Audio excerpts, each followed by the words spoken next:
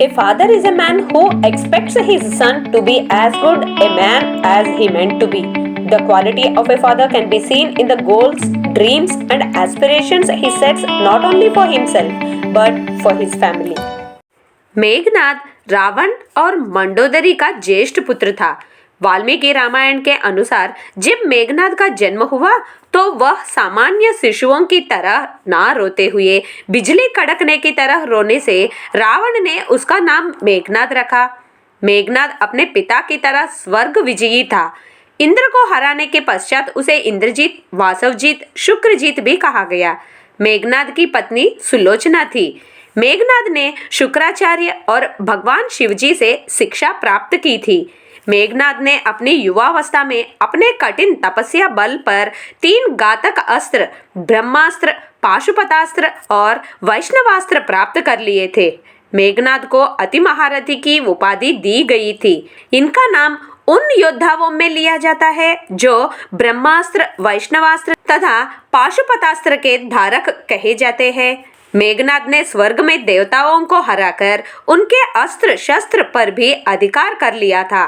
मेघनाद पितृभक्त पुत्र था। उसे पता था कि श्रीराम स्वयं भगवान है, फिर भी उसने पिता का साथ नहीं छोड़ा।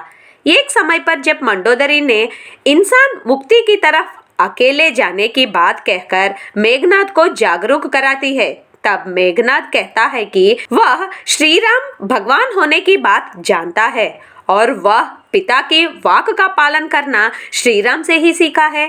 तो पिता को ठुकराकर अगर उन्हें मोक्ष मिले तो वह मोक्ष को भी ठुकरा देंगे। कुंभकर्ण के वध के बाद मेघनाद युद्ध में उतरा। श्रीराम, लक्ष्मण, सुग्रीव इत्यादि उसकी मायावी शक्ति के सामने बेबस हो चले थे। मौका पाकर उसने श्रीराम और लक्ष्मण पर नागपाश का प्रयोग किया, जिससे श्रीराम और लक्ष्मण मूर्छित हो गए थे। नागपाश से मूर्छित व्यक्ति अगले दिन का सूरज नहीं देख सकता था। तब गरुड़ की मदद से श्रीराम और लक्ष्मण की मूर्छा टूटी। अगले दिन मेघनाद ने अपने शक्ति बाण से लक्ष्मण को मूर्छित कर दिया। जहां हनुमान जी से लाए गए संजीवनी बूटी से लक्ष्मण की मूर्छा टूटी।